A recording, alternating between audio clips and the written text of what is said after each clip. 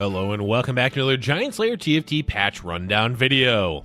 Today we'll be diving into the newest patch 11.6 and all the changes that come with it. Continuing with the previous patch being somewhat smaller, 11.6 is even lighter on changes. With the end of set tournaments approaching, it's likely to be a continued trend of patches until we're done with set 4.5. But there's still enough to talk about, so let's go ahead and dive on into the changes. But before we begin, please don't forget to click the links in our description. Give your support to everyone who helped make this video happen. We host many TFT tournaments with plenty of exciting content to come, so be sure to also follow our Giant Slayer TFT social media pages. Alright, let's get back to the video.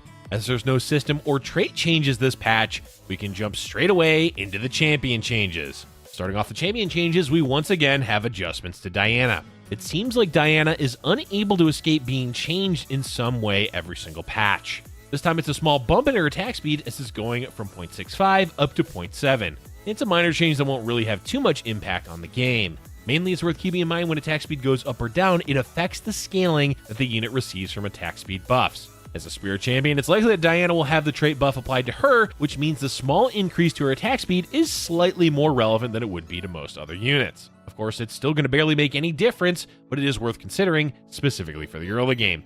Next, we've got a decent buff to Garen when you 3-star him, as his ability damage is going up to 1250 from 1125. While Garen isn't exactly the type of champion you often see 3-starred, the buff will at least make it worthwhile to pursue in the rare cases the opportunities do present themselves. With Katarina also receiving a buff, which we'll cover soon, this could mean a higher emphasis on re-rolling for warlords in the mid-game. Garen 3 in this case could stem from picking him up as an early chosen. Overall though, don't expect this buff to come into play too often in many games. Likely to no one's surprise, we have a fairly harsh nerf to Tristana, as her ability's attack speed buff is going from 60, 70, 90 to 60, 65, 70%. The 2-star nerf won't matter too much, but the 3-star nerf is quite significant. This may not completely kill off Tristana 3 builds, but it does make it far weaker than it was in 11.5. If you do end up playing Tristana 3, it's going to be from a high roll early game where you basically hit it naturally. Playing to slow roll for her probably won't be worth it, as the power spike of hitting a 3-star Tristana is much shorter after the nerf. And with this nerf, the meta basically has no reliable 1-cost 3-star comps that can be forced. There's still some options like a Brand 3 and Yasuo for Duelist, but neither of those are really forceable, same with Tristana. Let's move into the 2-cost champions, starting with Lulu. Lulu will no longer target the same unit twice with her ability when she double casts with the Mage trait. For the most part, this isn't going to matter, but it does hurt her early game somewhat significantly. Playing for overtime isn't exactly a strategy anyone plans for, but when running Lulu, it happened relatively often, and if you won, it was because of her ability. That is no longer possible, meaning that Lulu does lose a bit of early game value. But this is pretty minor overall, just be aware that she won't be winning you any overtime rounds in 11.6 by herself. Nautilus is next with a small increase to his starting mana, as it's going from 75 to 85. Basically, he'll cast slightly earlier than before, which is definitely a buff, but it shouldn't make too much of a difference in most games. Since he's a Vanguard and Fabled, he's really only played in that composition, and since it's defensive focused, he almost always gets the ability off without dying. So this buff really kind of changes nothing, though the buff is a buff. Zed is having his ability adjusted to be 30% AD Steal at every tier. Previously it was 20, 25, 30%, so overall this means at level 1 and 2, he'll be stronger. Honestly, despite how scary Zed has been in the past, it is a much needed little boost to him in the early levels, as he should be a viable 2-cost carry before swapping him out later on. With this buff, it should make him more worthwhile to toss in when you can hold on to items and then sell them off later when you hit a better 3 or 4-cost carry champion. That said, it's not like Slayers have been struggling during any part of the game, so buffing Zed, a Slayer, feels a bit weird. The last 2-cost champion receiving adjustments is Vi. First off, her armor shred is being adjusted to match their new tiers for shred debuffs. This just means standardizing debuffs so they're consistent across all abilities, which helps with player clarity. The armor shred is going from 40, 60, 80% to 40, 50, 70%. To compensate for this, they're buffing the damage her ability does to 250, 425, 850 from 250, 400, 800. Overall, these are just small adjustments, so don't expect Vi to make too many waves in the meta. The only thing to consider here is that Garen and Vi 3 both received buffs, so an early slow roll Warlord comp may become viable. Onto the 3-cost champions, beginning with Irelia. Irelia is receiving an odd buff as they're increasing the damage her ability does at tier 3 to 700 from 550. This is a decent damage increase, but Irelia 3 isn't really lacking because of her damage. The issue stems more from a lack of having any compositions that want to 3-star her, since Enlightened comps need to hit a late game for Talon and Morgana. And if you're using her just for Adept, since it's a splash trait, you're unlikely to be rolling for a 3-star Irelia. That all said, she is receiving a buff, and it may cause players to try and 3-star her, which may open up unexplored late game options with Irelia in mind. Ultimately though, it's unlikely to have that much of an impact on the meta. Next is a buff to Katarina, as her ability damage is going up to 650-1000 from 600-900. Her 3-star damage is untouched, so this serves as a boost to her early game potential. On the one hand, this is a good change, as Katarina 1 can be lackluster, but Katarina 2 wasn't exactly doing poorly in the meta. Hitting 6 Warlords with a Katarina 2 in the mid game is a strong board, so it feels odd to buff that more. With buffs to Garen, Vi, and Katarina, it does look like Warlords had the potential to climb up in the meta. Of course, to really benefit from those buffs, you need 3-star Garen and Vi, which may be a bit unrealistic.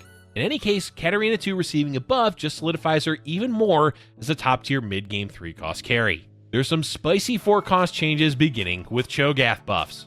They're making him much harder to kill as his defensive stats are being increased. First is his armor, which is going from 60 to 70, and second is his magic resist, which is going up to 60 from 40. These are fairly significant stat increases, which helps Cho'Gath in the builds he's already used in. It's really not enough to warrant tossing him in as a frontliner like you would a Sejuani or an Aatrox, but if you do, he'll at least be harder to kill. Olaf gets smacked by the nerf bat, and by smacked, we mean a light tap, as his attack damage is going from 90 to 85. Stats being altered by 5 is almost a meme at this point for TFT balancing, as it either makes no difference or ends up mattering a lot. In this case, it will definitely hurt his damage output by a small amount, but ultimately, Olaf should be just fine. The last major champion change is to Talon, as he's receiving 2 buffs.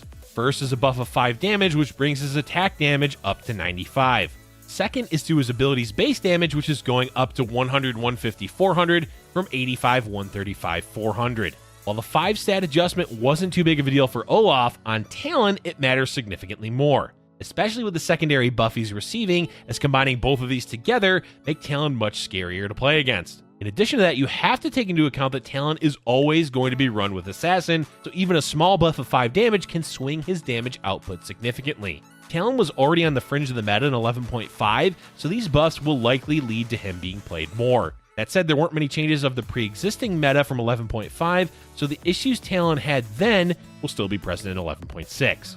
But if you can 2-star him quickly with good items, Talon should be able to carry you consistently into the top 4. And the last champion being adjusted for patch 11.6 is Yone. Honestly, it's almost not worth mentioning because they're simply lowering his armor and magic resist shred at tier 3 to be consistent with other shred debuffs. Sure, it's technically a nerf as it's going from 80% to 70%, but 3-starring a 5-cost is rarely, if ever, going to come up in anyone's games. With that, we're done talking about champions and can move on to item changes. First up is a rather harsh, though deserved, nerf to Eternal Winter. This Ornn artifact has been the best artifact by far ever since Ornn was introduced. It's been nerfed previously, but even then it was still too good, so they've lowered the attack speed slow to 35% from 50%. While this is a rather significant decrease, keep in mind the attack speed slow affects any champion that attacks the unit holding Eternal Winter, and it still has the secondary effect of freezing units after a certain number of attacks. So sure, it seems like a big nerf, but it's still going to be one of the best artifacts. Last Whisper has been a popular meta item in the most recent patches, so naturally, it means it's time for a nerf. They're lowering the armor shred down to 70%, and along with that, the duration is increased from 3 to 5 seconds. Even though the second part is technically a buff, in actuality, it doesn't really make any difference. If the debuff is active for 3 seconds, it's more likely that it will be reapplied, so having the 2 extra seconds for that to happen is irrelevant. Putting that aside, it means Last Whisper is just receiving a nerf, though not by too significant of an amount, so expect to see this item still doing well in the upcoming meta. Honestly, it always hurts to see early game items like Locket get nerfed because the point of early game items is to reward players to play those early advantages.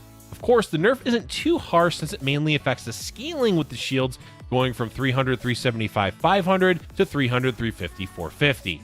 The Locket will be just fine, but it is worth noting that nerfing early game items is not the healthiest approach to item balance.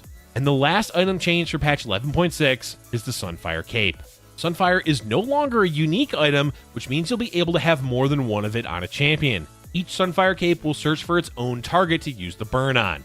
On the one hand, this is neat because it does have some weird niche scenarios where you actually ended up with 2 Sunfire Capes and wanted the stats on one specific unit.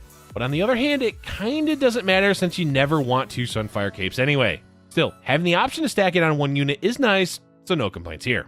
Alright, we're at the end of balance changes, and before we're done, there's one important bug fix to talk about. They fixed a bug where Kennen's ability would occasionally stop casting when hit by another Kennen's ability. Basically, it meant playing the Keeper composition when someone else was contesting it made the fight against them a bit RNG. It was improbable that you'd find your Kennen having his ultimate interrupted by this bug, which would often mean losing a round. This would also happen earlier in the game where multiple players were running Kennen. With it being fixed, it is now safe to play Kennen even if others are contesting him, so hooray! And that's going to be it for today's video, folks. Overall, it makes a lot of sense as to why this balance patch is lighter on the changes. While a lot of us were likely hoping for more tweaks to Slayer, it's worth keeping in mind that the meta is in a relatively healthy spot. Let us know in the comment section below which change you were hoping for that didn't make the cut for patch 11.6. Thank you for watching, and if you're enjoying our content, be sure to hit the like button and subscribe for future Giant Slayer TFT videos.